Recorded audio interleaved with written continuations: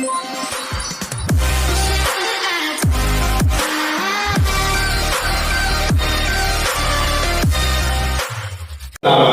yaitu ada uji normalitas. Uji normalitas data, apa sih itu dia? Uji normalitas data dimaksud untuk melihat apakah data sampel yang diambil berasal dari populasi yang didistribusikan normal atau tidak. Di dalam SPSS, uji normalitas di data biasanya menggunakan statistik uji Kolmogorov, Smirnov, dan Shapiro-Wilk. Penggunaan uji ini biasanya didasarkan atas jumlah sampel yang digunakan. Jika ukuran-ukuran sampel yang digunakan kurang dari atau sama dengan 30, pengujian normalitas biasanya menggunakan Kolmogorov, Smirnov. Namun, jika data sampel yang digunakan lebih dari 30, penguji normalitas dilakukan melalui uji Shapiro-Wilk. Namun, hasil penelitian Razelia dan Wah 2011 mengungkapkan bahwa uji normalitas Shapiro-Wilk adalah uji normalitas yang paling kuat dibandingkan pengujian normalitas lainnya seperti Kolmogorov, Smirnov, dan Lilliefrost dan Anderson dan Lilly. Langkah selanjutnya adalah mencari uji normalitas menggunakan rumus. Uji normalitas.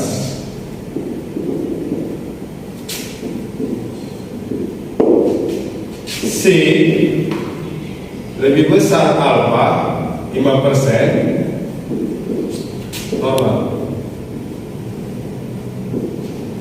C lebih kecil dari alfa 5% tidak normal. Untuk selanjutnya L hitung lebih kecil dari L double 5% normal. L itu lebih besar L double 5% tidak normal. Selanjutnya langkah-langkah pengujian normalitas. Pertama itu merumuskan hipotesis untuk pengujian normalitas yang dirumuskan sebagai H0 data berasal dari populasi yang berdistribusi normal. H1 data tidak berasal dari populasi yang berdistribusi normal. Kedua, menentukan signifikasi uji atau kesalahan uji tipe pertama alfa biasanya 5%. Ketiga, menentukan statistik uji normalitas dalam SPSS, uji Kolmogorov, Smirnov atau Shapiro-Wilk. Yang keempat, menyusun data dalam SPSS, kemudian menguji normalitas data berdasarkan statistik uji pada langkah ketiga. Yang kelima, menentukan kriteria uji terima H0 dengan cara membandingkan nilai signifikasi hasil dalam SPSS dengan nilai signifikasi yang ditentukan pada langkah kedua. Adapun kriteria uji yang digunakan adalah tolak H0 jika nilai sig lebih kecil dari alfa sama dengan 0,05 dan sebaliknya diterima H0 jika nilai sig lebih besar dari alfa sama dengan 0,05. Yang terakhir, menuliskan kesimpulan. Baiklah, selanjutnya saya akan menjelaskan tentang uji homogenitas data. Jadi, uji homogenitas data yang dimaksudkan untuk melihat apakah data sampel yang diambil berasal dari populasi yang bervariasi sama atau homogen atau tidak. Uji homogenitas hanya bisa dilakukan jika sampel digunakan minimal 2 kelompok sampel. Baiklah, untuk mencari uji homogenitas kita bisa memakai rumus seperti ini.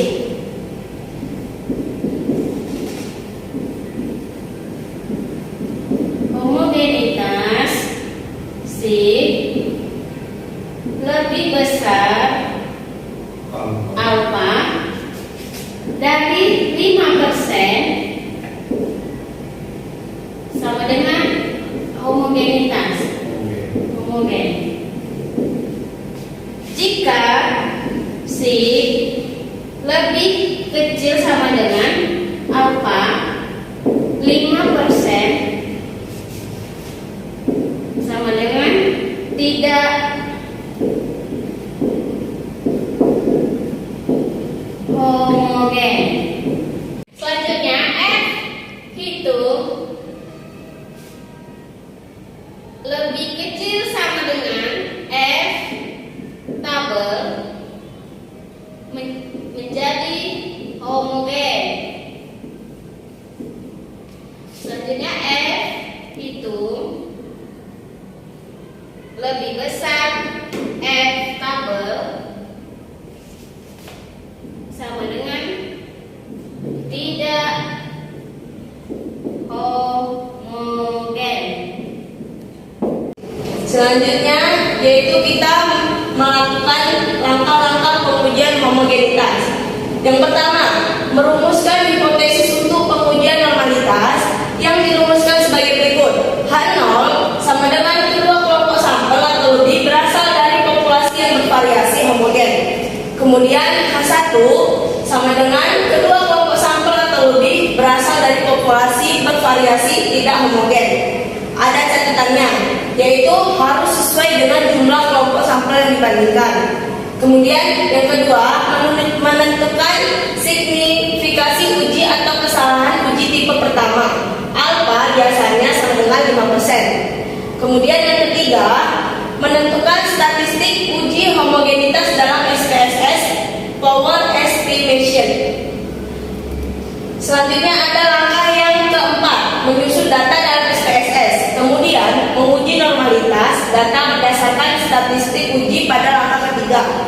Yang kelima, menentukan kriteria uji, yaitu HO-nya diterima atau tidak. Jika HO diterima, dengan cara membandingkan nilai signifikasi hasil dalam SPSS dengan nilai signifikasi yang ditentukan pada langkah kedua. Jika HO-nya ditolak, nilai sig lebih kecil dari alfa sama dengan 0,5. Dan jika HO-nya diterima, nilai sig lebih besar dari alfa sama dengan 0,5. Kemudian yang terakhir, menuliskan kesimpulan. Nah, berikut kita mencari uji homogenitas. Yang pertama ada kelas eksperimen dan kelas kontrol. Ini data ini diambil dari hasil mini riset kemarin itu. Kemudian dari data ini kita rubah ke hasil belajar. Dari nilai ini dirubah dari hasil belajar dan disesuaikan kelasnya. Kemudian dari hasil belajar dan kelas ini kita copy data ini, kemudian di paste ke SPSS. Setelah kita copy tadi, kita paste ke SPSS. Maka hasilnya akan menjadi seperti ini. Nah, dari sini kan kita belum bisa menentukan mana yang variabel X dan mana yang variabel Y. Maka kita akan klik variabel view. Dari variabel view kan ada yang nomor 1 dan nomor 2 ini. Ini variabel X dan variabel Y-nya. Yang pertama variabel X, yang kedua variabel Y. Kemudian di desimalnya kita ubah menjadi 0. Mau variabel X dan variabel Y. Kemudian di selanjutnya di kolom label yang pertama itu ada hasil belajar.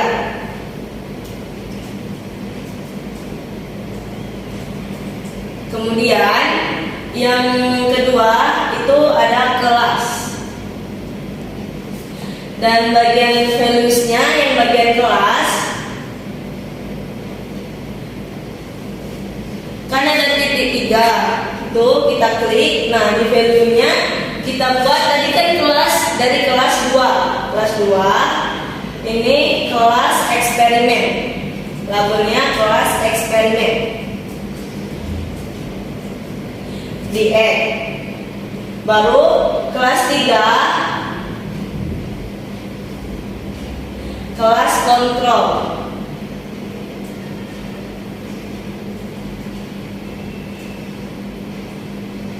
Terus di add klik OK.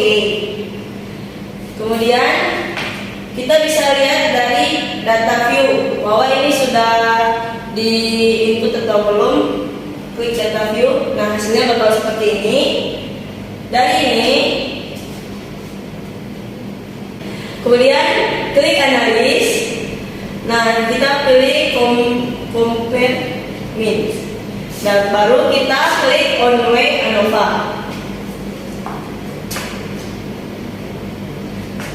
Baru hasil belajar ini kita pindahkan ke dependent list. Klik yang ini, tanda kanan. Baru yang kelas kita pindah ke vektor. Klik option. Nah kita sesuaikan homogeneity of variance test karena kita mencari tes homogenitas. Baru klik continue. Oke, dan hasilnya akan seperti ini. Inilah hasil dari uji homogenitas sesuai dengan rumus yang sudah kita pelajari. Baiklah, di sini kita akan mencoba dari aplikasi SPSS menguji normalitas. Nah, dari sini kita bisa lihat kita ada data kelas eksperimen dan kelas kontrol. Jadi dari dua kelas ini kita copy dari data 66 sampai ke data 69 dan 77. Sekarang kita copy dan kita masukkan ke SPSS ke tabel pertama.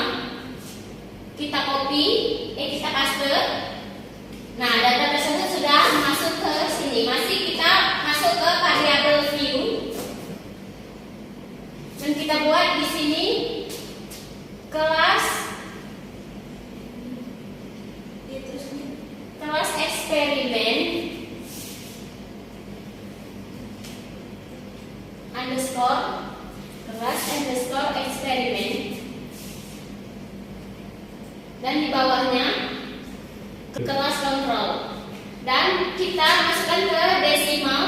Yang 2 kita ubah ke 0.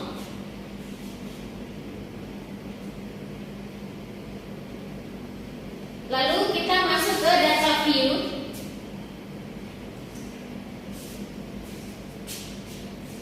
Baiklah, kita akan ke data view kembali lagi.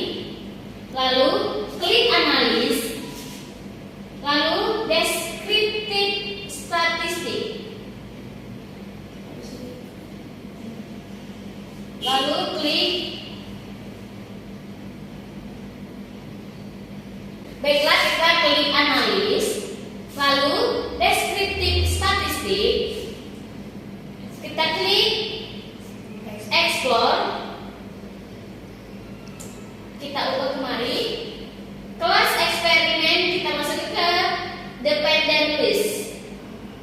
Setelah explore, kita bisa lihat kelas eksperimen kita masukkan ke dependent list. Kita klik tanda panah ke kanan dan klik lagi, kita arahkan ke kanan.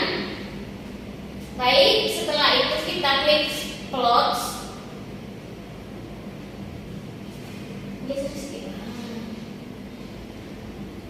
Lalu klik normality. Lalu continue.